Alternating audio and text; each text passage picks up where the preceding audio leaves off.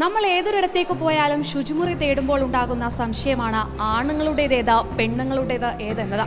അബദ്ധത്തിലെങ്ങാനും മാറിക്കേറിയാൽ ആകെ വിഷയമാകാറാണ് പതിവ്. എന്നാൽ അത്തരമൊരു ചോദ്യം തന്നെ മായ്ച്ചു കളഞ്ഞിരിക്കുകയാണ് ഈ മഹാരാജാസ് കോളേജ്.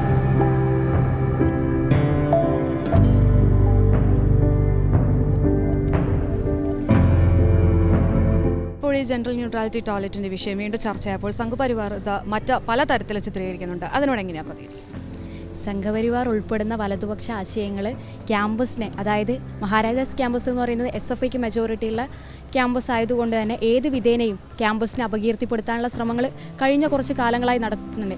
അതിൻ്റെ ഭാഗമായിട്ടുള്ള ഒരു അജണ്ടയായിട്ട് മാത്രമാണ് ഈ വിഷയത്തെ ഉൾപ്പെടെ കണ്ടുപോകുന്നത്. വ്യക്തിപരമായിട്ടായാലും ഞങ്ങളിതിനെ നോക്കിക്കാണുന്നത് ഈ ക്യാമ്പസിനകത്ത് ഏതാണ്ട് 2 വർഷക്കാലത്തോളമായി ഇതേ സംവിധാനം നിലനിന്ന് പോകുന്നുണ്ട്. ഞങ്ങളെ സംബന്ധിച്ചിടത്തോളം യാതൊരു പ്രയാസവും ഇതുമായി ബന്ധപ്പെട്ടില്ല എന്നുള്ളതാണ്. ഒരു 8 വർഷത്തോളം ക്യാമ്പസുകൾ ഇത്തരത്തിലുള്ള ലിംഗപരമായിട്ടുള്ള അസമത്വങ്ങളില്ലാതെ എല്ലാവർക്കും ഉപയോഗിക്കാൻ സാധിക്കുന്ന ബാത്റൂമുകളുണ്ട്. പക്ഷെ ഇപ്പോൾ അടുത്താണ് ദേശാഭിമാനി ഇത് റിപ്പോർട്ട് ചെയ്ത് വലിയ മാധ്യമ ശ്രദ്ധ ലഭിക്കുന്നത്. പൊതുവെ മഹാരാജാസിനെ കുറിച്ച് സാംസ്കാരിക കേരളം പറയാറുള്ളത് കലാലയങ്ങളുടെ കലാലയം എന്നാണ്. അതായത് മുഴുവൻ കലാലയങ്ങൾക്കും മാതൃകയായിക്കൊണ്ട് ആ കലാലയങ്ങളെ രാഷ്ട്രീയപരമായിട്ടും അക്കാദമികപരമായിട്ടും മുന്നോട്ട് നയിക്കാൻ സാധിക്കുന്ന രീതിയിലുള്ള മാറ്റങ്ങൾക്ക് വിധേയമായിട്ടുള്ള മാനവികമായിട്ടുള്ള മാറ്റങ്ങൾക്ക് വിധേയമായിട്ടുള്ള ക്യാമ്പസാണ്. ആ നിലക്ക് കേരളത്തിലെ മുഴുവൻ ക്യാമ്പസുകൾക്കും കലാലയങ്ങൾക്കും ഉദാത്തമായ മാതൃകയായിട്ട് ക്യാമ്പസിലെ ഇടപെടലും മാറുന്നു. അതിന് ചെറിയ ഉദാഹരണം മാത്രമാണ് ഈ ജനറൽ ന്യൂട്രൽ ബാത്റൂമുകൾ.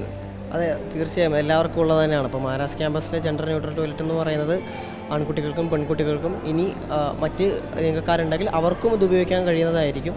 അത് ഇവിടെ ആ രീതിയിൽ തന്നെയാണ് ഉപയോഗിച്ച് പോകുന്നത്. ആണുങ്ങൾക്കും പെണ്ണുങ്ങൾക്കും ഉപയോഗിക്കാവുന്ന ടോയ്ലറ്റുകൾ എന്ന് പറയുമ്പോൾ പെൺകുട്ടികൾക്ക് പൊതുവെ ഒരു ബുദ്ധിമുട്ടുണ്ടാകാറുണ്ടല്ലോ. അങ്ങനെ ഒരു തോന്നൽ ഇവിടെ ഉണ്ടോ? അങ്ങനെ ഒരു തോന്നലുണ്ടായിട്ടില്ല. കാരണം ഞാനിവിടെ ഫസ്റ്റ് ഇയർ വരുന്ന സമയം മുതൽ ഇവിടെ ബാത്റൂം ഉണ്ട്. ഇപ്പോൾ 3 വർഷത്തോളം ആയിട്ടുണ്ട്. ശരിക്കും വന്ന സമയത്ത് ഒരു കൗതുകമായിരുന്നു ഇത്. അല്ലാതെ അതിൽ അപ്പുറം ഞങ്ങൾക്കൊരു ഇറിറ്റേഷനോ കാര്യങ്ങളോ ഒന്നും തോന്നിയിട്ടൊന്നുമില്ല. സാധാരണ എപ്പോഴും ഒരു സ്വാഭാവികം എന്ന് പറയുന്ന നേരത്തെ ആൺകുട്ടികളും പെൺകുട്ടികളും ബാത്റൂമിന് മുൻവരെ വന്നിട്ട് 2 വയസ്സത്തേക്ക് പോകാറുള്ളതാണ് പതിവ്. പക്ഷേ ഇതിപ്പോൾ ഒരു ബാത്റൂം ഉപയോഗിക്കുന്നു.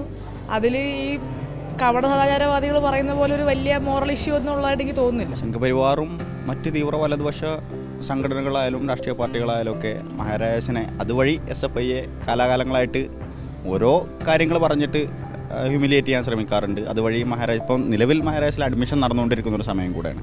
അപ്പം അതിനെ ബാധിപ്പിക്കുക അല്ലെങ്കിൽ അതിനെ ബാധിക്കാൻ വേണ്ടി സകല കാര്യങ്ങളും ചെയ്യുക, സോഷ്യൽ മീഡിയ വഴി പ്രചരിപ്പിക്കുക എന്നുള്ളതാണ് സത്യത്തിൽ ചെയ്യുന്നത്. അതിന് വലതുവശം മാധ്യമങ്ങളും അറിയാതെ വീണു പോകുന്നു എന്നുള്ള കാര്യം കൂടെ സംഭവിച്ചു പോകുന്നുണ്ട്. അത് നമ്മൾ ശ്രദ്ധിച്ചു പോകും.